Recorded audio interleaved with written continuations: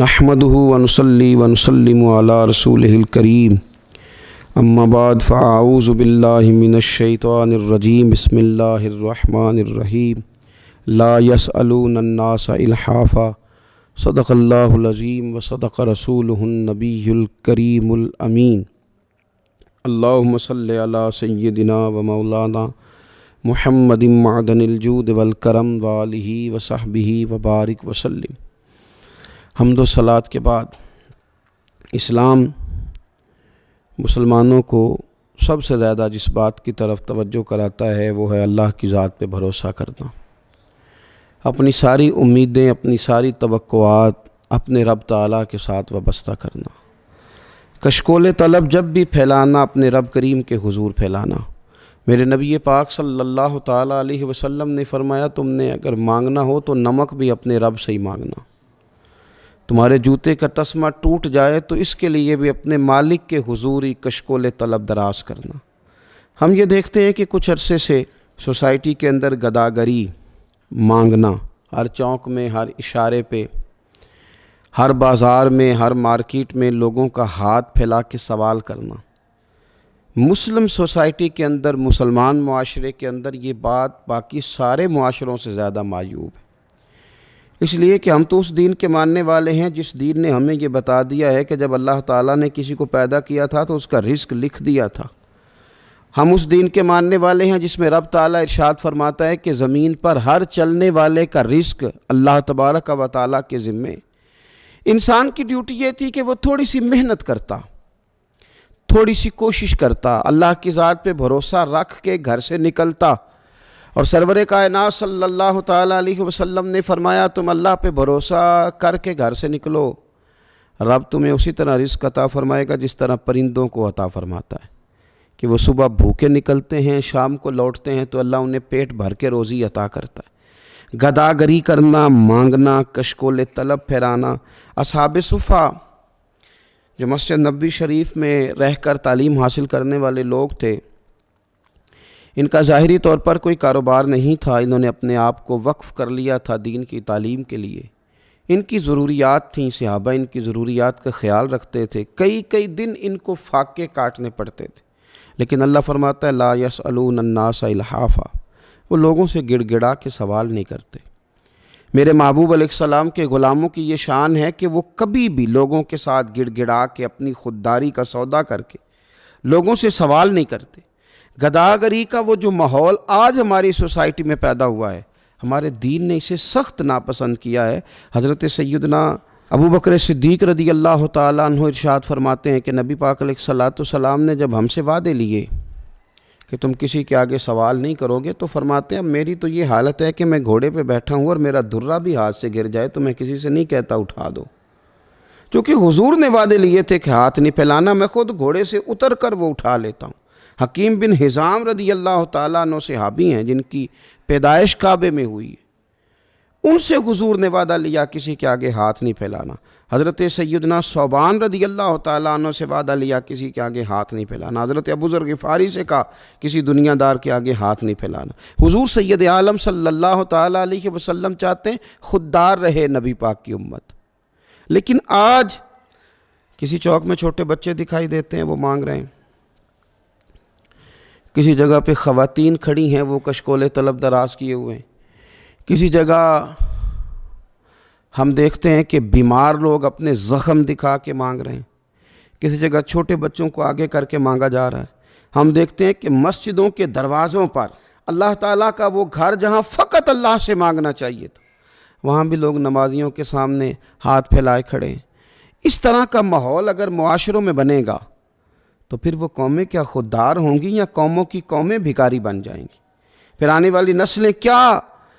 کردار معاشرے کے اندر دے سکیں گی؟ اللہ کی ذات پہ بھروسہ کیا جائے، محنت کی عادت بنائی جائے، اور جب ہمارے سامنے اعداد و شمار آتے ہیں،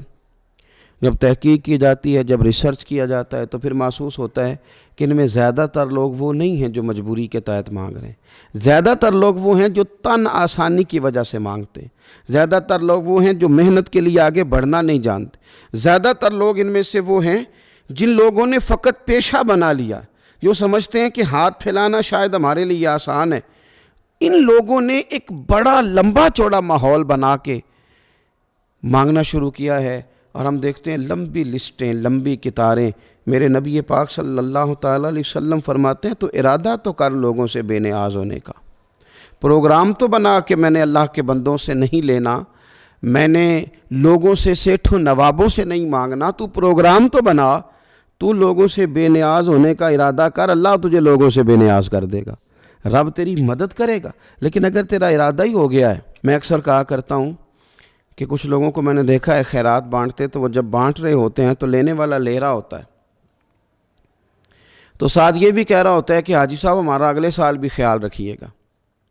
خواتین یہ بھی کہہ رہی ہوتی ہیں کہ اس سال ہمیں زکوٰۃ دی ہے تو آئندہ سال بھی ذرا خیال رکھنا۔ او خدا کے بندے، تیرا اگلے سال تک مانگنے کا ارادہ ہے تو رب کریم کے حضور یہ سوال کر کہ اللہ تعالیٰ فضل کرے اور تجھے نوازے، اور اگلے سال تو خود دینا شروع کر دے۔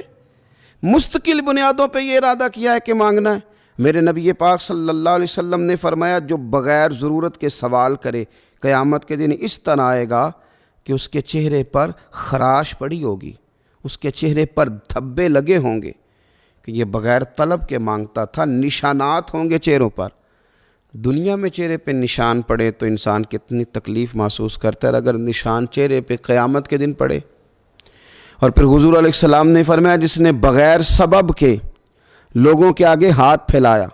بغیر وجہ کے لوگوں سے مانگا، فرمایا یہ شخص قیامت کے دن آئے گا تو اس کے چہرے پر ہڈیاں تو ہوں گی پر گوشت نہیں ہوگا۔ بلا وجہ مانگنا اور پھر اس طرح کا ماحول بنا لینا کہ بس میں اتنے پیسے، اور ایک تو یہ لوگ مانگتے ہیں اور ایک اور لوگ ہیں،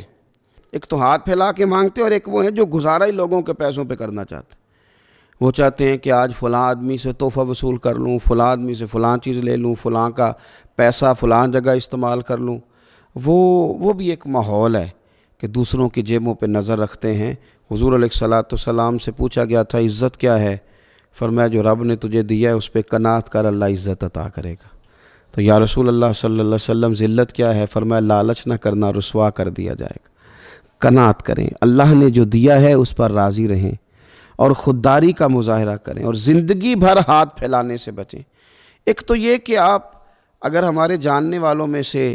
ہماری پہچان والوں سے کوئی لوگ ایسا کام کرتے ہیں تو کوشش کریں ان کی گداگری ختم کر کے انہیں کام کی عادت پہ لگایا جائے۔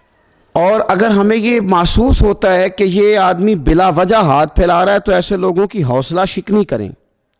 ان کو تنبیہ کریں، ان کو اس کام سے باز رکھنے کے لیے طریقہ کار اختیار کریں۔ اور میری حکومت وقت سے بھی اپیل ہے کہ آپ خود تلاش کریں، آپ اپنے سورسز کے ساتھ پتہ کریں کہ کون کون لوگ بھکاری ہیں جو پیشہ ور ہیں، آپ ان کو وہاں سے لے کے مناسب مزدوری پہ لگائیں۔ اگر چھوٹے بچے ہیں تو ان کو آپ ایسی جگہ لے کے جائیں جہاں وہ تعلیم حاصل کریں، کچھ اچھے پیشے وہ حاصل کر سکیں۔ اور اگر کوئی واقعی لوگ ضرورت مند ہیں، واقعی کچھ لوگ ایسے ہیں جن کو حاجت ہے، تو ان کے لیے پھر آپ بندوبست کریں، ان لوگوں کا آپ سہارا بنیں، قوم بھی اپنے تئیں ان کی مدد کرے، حکومت بھی ان کے لیے اسباب پیدا کرے، لیکن ایک قومی سطح پہ پلان بنا کے ان لوگوں کو گداگری سے ہٹایا جائے۔ ہر اشارے پر جب یہ لوگ کھڑے ہاتھ پھیلاتے ہیں تو یہ ملی طور پر اور قومی طور پر ہمارے لیے سبکی کا باعث ہے۔ یہ وہ والی ہماری توہین ہے جو عالمی سطح پر مسلمان اور اہل پاکستان محسوس کریں گے۔ اپنے آپ کو اس کام سے دور رکھنے کے لیے، ان لوگوں کو بچانے کے لیے اقدامات کیے جائیں، کوشش کی جائے، آگے بڑھا جائے۔ اور یہ کتنا مشکل کام نہیں ہے، اگر تھوڑی سی بھی کوشش کی جائے گی تو اللہ تعالیٰ مدد کرے گا۔ میرے رسول کریم صلی اللہ تعالیٰ علیہ وآلہ وسلم نا لوگوں کو خود اس طرف مائل کرتے۔ حضرت ابو ہریرہ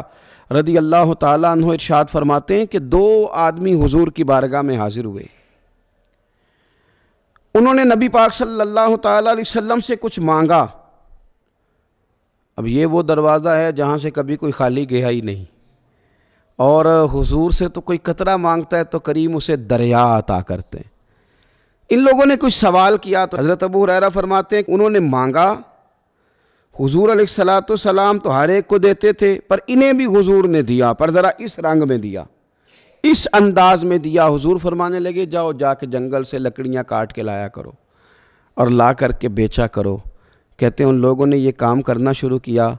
لکڑیاں کاٹ کے لا کے بیچنی شروع کی۔ پہلے انہوں نے کھانا خریدا، پھر کچھ وقت گزرا تو انہوں نے اسی کاروبار سے سونا خریدا، پھر کچھ آگے وقت بڑھا تو انہوں نے سواری کے لیے گدھے اور جانور خریدے، اور کہتے ہیں وہ بار بار لوگوں سے کہتے تھے کہ دیکھو اللہ تعالیٰ نے نا رسول پاک کے حکم میں ہمارے لیے کتنی برکت پیدا کر دی ہے۔ حضور نے ہمیں حکم دیا تھا کہ جاؤ لکڑیاں کاٹ کے بیچو، تو ہم نے یہ کام شروع کیا، تو آج یہ کیفیت ہے کہ گھر میں کھانا بھی ہے، کپڑے بھی ہے، سونا بھی ہے، چاندی بھی ہے، سواریاں بھی ہیں۔ یعنی اس زمانے میں تو گدھا گھوڑا اونٹ سواری ہوتی تھی، تو سمجھ لیں اس کا معنی یہ ہے کہ کار بھی ہے میرے پاس موٹر سائیکل بھی ہے، میرے پاس سواری کا اسباب بھی ہے۔ محنت کی عادت بنائیں۔ گردن کو جھکا دیتا ہے خیرات کا پتھر، جہاں میں مانگنے والوں کے سر کبھی اونچے نہیں ہوتے۔ اور اقبال فرماتے ہیں کہ غیرت ہے بڑی چیز جہانے تگ و دو میں، پہناتی ہے یہ فخر کو تاج سردارا۔ اللہ تبارک و تعالی ہماری نسل کے نوجوانوں کو محنت کی عادت عطا فرمائے۔ آخر دعوانا ان الحمدللہ رب العالمین۔